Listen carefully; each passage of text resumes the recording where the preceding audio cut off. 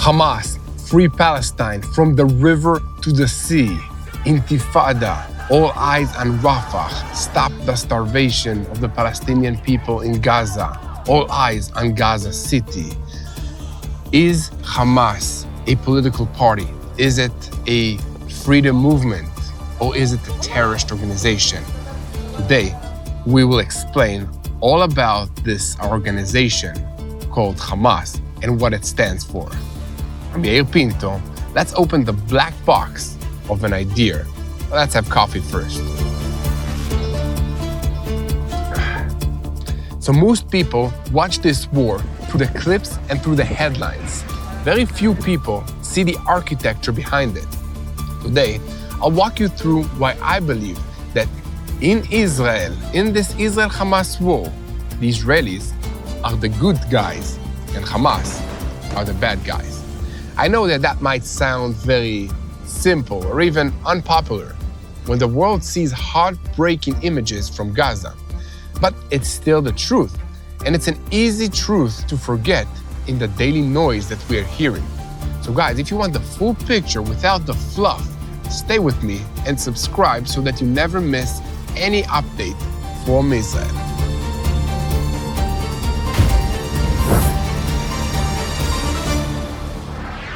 Let's start with the moral line. Why good versus evil isn't a slogan.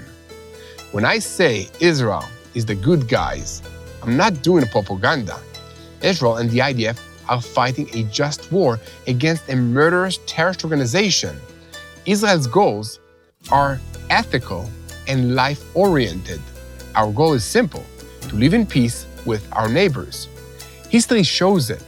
Israelis do not want to conquer Gaza. We left Gaza by choice in 2005. We don't want to erase Gaza from the map. If Israel had wanted that, with our firepower and our advantage in the military realm, it could have been done years ago.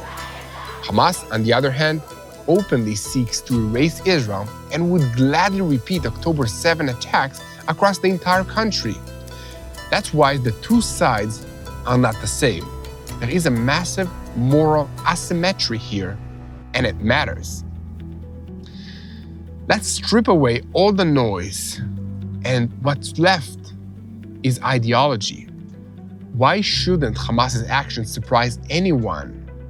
Again, let's strip away all the noise, and what would remain is ideology.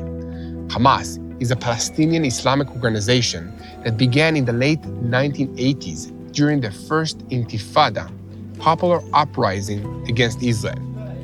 It grew out of the Muslim Brotherhood in Gaza, combining militant activity with social services like schools and charities. Over time, it became both a political movement and a military group.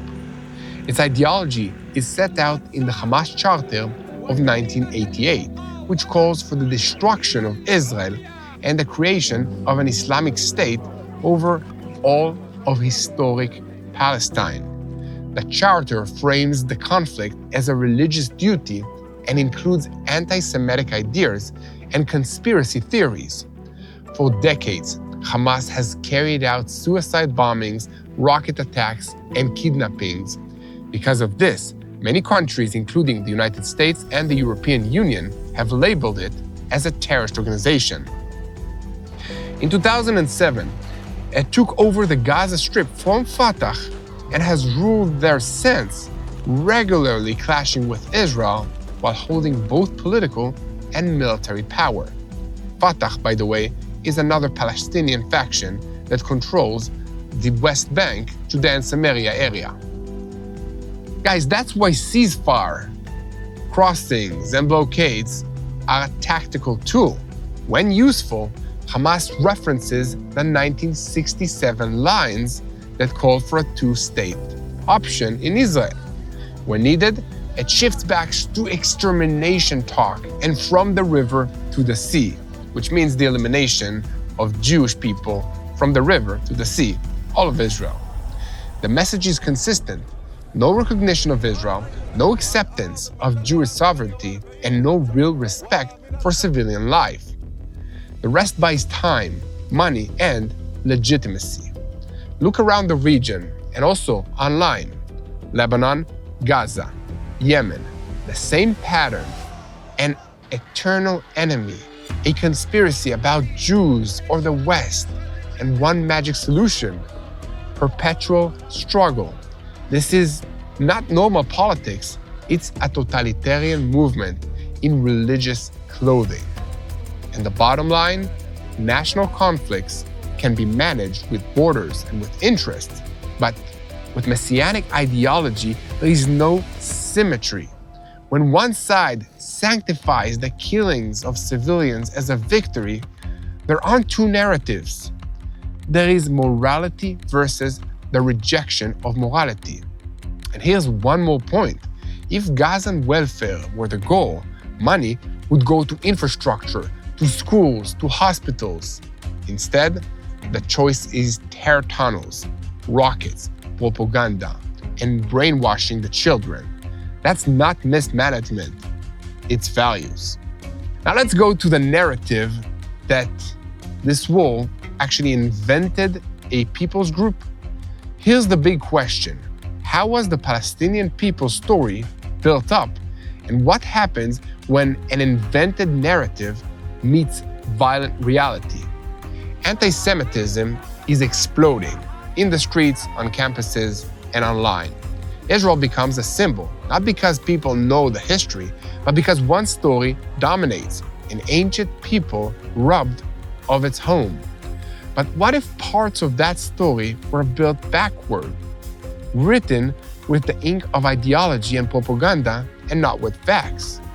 Guys, at Boots on the Ground, we bring you the real story. We'll explain how the idea of Palestine shifted from a Roman place name to a modern political identity, and how that narrative became a weapon in today's war. So guys, before we continue, please subscribe, like, and share this video. The recent shootings in Jerusalem, the drones and the missile strikes near Eilat, direct hits on the Ramon airport. This war may be changing its shape, but it's far from over. And in every moment of this crisis, Magen David Adom's volunteers are first on the scene, just like always, treating the wounded, stopping the bleedings, evacuating the injured, providing life-saving care under fire. But this level of readiness doesn't happen on its own. It takes medical supplies, armored gear, ambulances, and hundreds of hours of training. And it takes people like you standing behind them. Even when it feels quiet, Magen David Adom is not standing still. They're drilling, restocking, upgrading, preparing for the next call, because it will come. Now it's our turn to show up. So if you want to save lives in Israel, go to savelifeisrael.com. Again, that's savelifeisrael.com, and support Magen David Adom so that they can keep saving lives anytime, anywhere, no matter what. If you want to understand Hamas, you need to go back in history to Egypt. Let's go to 1928. The Muslim Brotherhood is founded in Egypt with a core message: Islam is the solution. Law, education, and politics should all be religious. When persuasion fails, jihad is permitted. In the 1950s to the 1960s, Said Qutb hardens the doctrine. The world splits into believers versus ignorance, and Jews are cast as an essential enemy. This isn't criticism of Zionism, it is Jew hatred wrapped up in religious language. 1970s, Gaza. Sheikh Ahmed Yassin builds El Mujamma El Islami, the local brotherhood arm. It looks like welfare and schools, but the real purpose is power, mosques, NGOs, and influence cells. That was the quiet war. Today, it's rockets and tunnels. We must remember two key points when we are thinking about this issue. First one is that Jew hatred is at the heart of the system, not an add-on. Under pressure, the language softens. When pressure eases, it snaps back to from the river to the sea. That isn't reform, it's a tactic. Second, politics is only a tool. In the 2006, Hamas won an election. In 2007, it staged a violent coup. Since then, so-called welfare has been a means of control, but not the goal of this organization. So let's talk about the conclusion. Clarity is responsibility. Hamas is not just another hardline national movement. It is an Islamist project grafted onto a national conflict with anti-Semitism built in. Its demands are means, not an end. Anyone serious about solutions must start here, without weakening the ideology, changing education, and rewarding pragmatism. More factories and permits and economic benefits won't change the direction of this evil ideology. Bottom line, don't confuse a border dispute with a fight over the right of Jews to live as a sovereign people in Israel. Facing an organization fueled by an ideology of hatred is what we are doing here. And clarity isn't extremism, it's responsibility. Name things as they are. Explain the difference between the Islam of most Muslims and the Islam of Hamas. And be clear, any political process is meaningful only if Hamas drops its totalistic goal. Otherwise, it's not a solution, it's an illusion. We'll keep bringing you the full picture, past and present. If this helped you see the architecture behind Hamas's ideology and plans, please subscribe, share, and like us.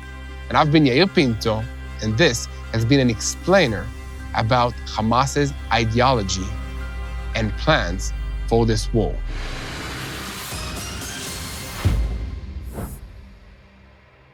Hello, this is Mati here in Jerusalem with TBN Israel. This is Yair Pinto from TBN Israel here in Jerusalem. TBN Israel is keeping viewers informed with Israel-focused news, culture, and what God is doing in this land. Support TBN Israel today online at tbn.org/Israel. Thank you.